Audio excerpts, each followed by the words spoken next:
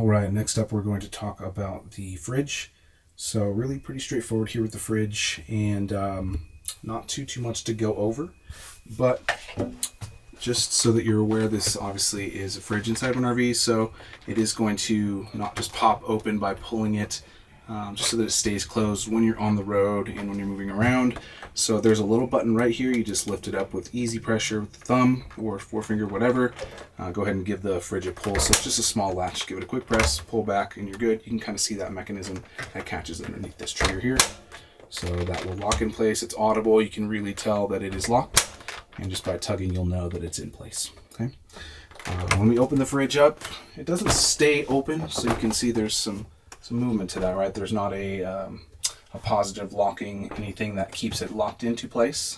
Just as with most fridge doors, it would obviously stop if it were able to swing all the way around, but it does come in contact with the bed area here.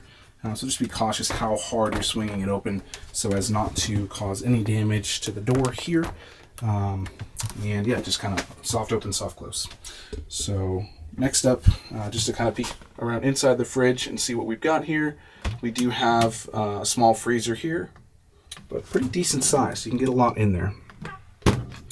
The light's not coming on inside of here right now, but it would normally. And what you'll see is that there's a lot of space, but that the shelves as well can be moved. There's a little spot here where you can kind of like put something maybe taller in that spot. Feel free to just keep that closed if you want the full shelf. And these shelves can be rearranged, and definitely feel free to rearrange them to suit your needs. If you have bigger items, smaller items that you want to arrange in a certain way, please feel free to do that, and then just kind of put them back however you see fit when you're done, as long as all the shelves are in the fridge.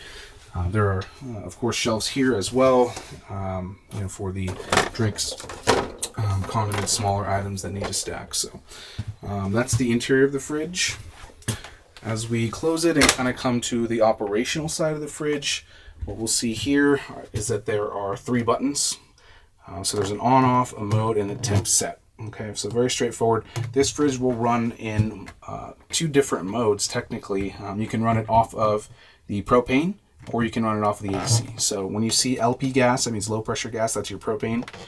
If you're in that mode, then you're running off of the propane. So it's drawing its energy and its power from the propane gas.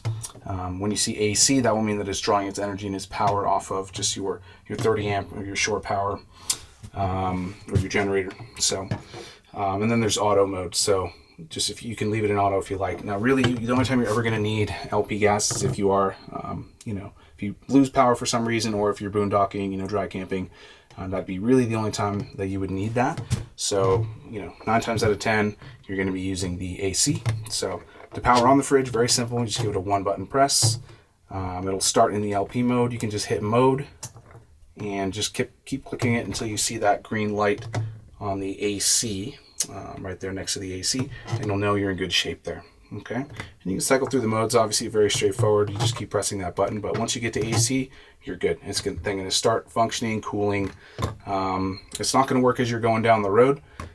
You can keep your items in there. Obviously, it will keep them semi-cool, especially if you've kind of had the fridge running before you hit the road and it's already cooled down. And then you get your items in there, keep it closed. Generally, it's going to stay very cool in there, and then just turn it back on when you get where you're going.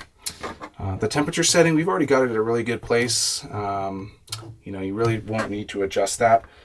It's currently set at 9. If you can see that, you can just kind of cycle all the way, 1 through 9 basically. So I would say just leave it at its coldest setting, and that will give you the best possible results, because it's not like a fridge in your house. It's not going to get like a sub-zero, right, or extremely cold.